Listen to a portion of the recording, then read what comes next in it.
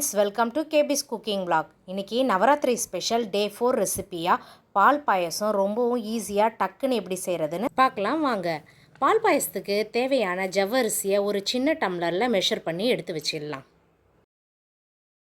நாம் எடுத்த ஜவ்வரிசியை தண்ணியை சேர்த்து நல்லா வாஷ் பண்ணி எடுத்துக்கலாம்.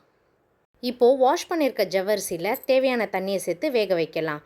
ஒரு டம்ளர் ஜவ்வரிசிக்கு 4லேருந்து 5 டம்ளர் தண்ணியை சேர்த்து வேக வைக்கலாம். செகண்ட் ஸ்டெப்பாக நாம் பால் பாயசத்துக்கு தேவையான பாலை காய்ச்சிடலாம். ஜவ்வரிசியை நீங்கள் வேக வைக்கிறதுக்கு முன்னாடி லைட்டாக நெய் சேர்த்து வறுத்துட்டும் வேக வைக்கலாம். எப்போவுமே ஜவ்வரிசியை வேக வைக்கும் போது அடிக்கடி நம்ம கிளறி விடணும், இல்லைன்னா அடி பிடிக்கும். இப்போது நாம் சேர்த்த ஜவ்வரிசி வேகிறதுக்கு மினிமம் 10 மினிட்ஸாவது ஆகும். அதுக்குள்ளே நம்ம பாயசத்துக்கு தேவையான ஏலக்காய், முந்திரி, திராட்சையை ரோஸ்ட் பண்ணி எடுத்துடலாம். பேனில் ஒரு ஸ்பூன் நெய் சேர்த்து 5 ஏலக்காய், தேவையான முந்திரி, திராட்சை சேர்த்து நல்லா கோல்டன் ப்ரௌனாக ரோஸ்ட் பண்ணி எடுத்துக்கலாம். நாம் ரோஸ்ட் பண்ணி வச்சுருக்க முந்திரி திராட்சையை ஒரு கப்பில் எடுத்து வச்சுட்டு அதே பேனில் ஒரு கப்பு சேமியாவை லைட்டாக வறுத்துடலாம். இந்த மாதிரி நெய்யில் சேமியாவை வறுத்து ஆட் பண்ணும் போது அதோட டேஸ்ட்டு ரொம்பவும் அட்டகாசமாக இருக்கும். நான் இன்றைக்கி நார்மலாக உப்புமாவுக்கு செய்கிற சேமியா தான் ஆட் பண்ணியிருக்கேன். நீங்கள் திக்கான பாயசத்துக்கு உள்ள சேமியாவும் ஆட் பண்ணி செய்யலாம்.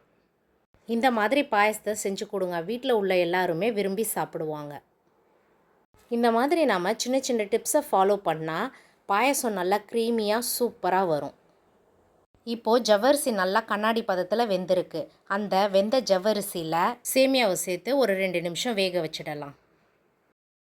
சேமியா வெந்ததும் பாயசத்துக்கு தேவையான சர்க்கரையை ஆட் பண்ணியிருக்கலாம். நான் இன்றைக்கி எடுத்திருக்க அளவுக்கு 1 டம்ளர் ஜவ்வரிசிக்கு 1 டம்ளர் சர்க்கரை ஆட் பண்ணியிருக்கேன்.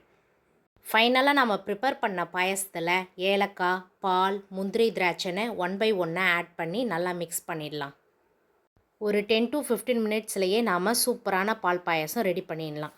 இந்த பால் பாயசம் ரெசிபி கண்டிப்பாக உங்களுக்கு பிடிக்கும்னு நினைக்கிறேன்.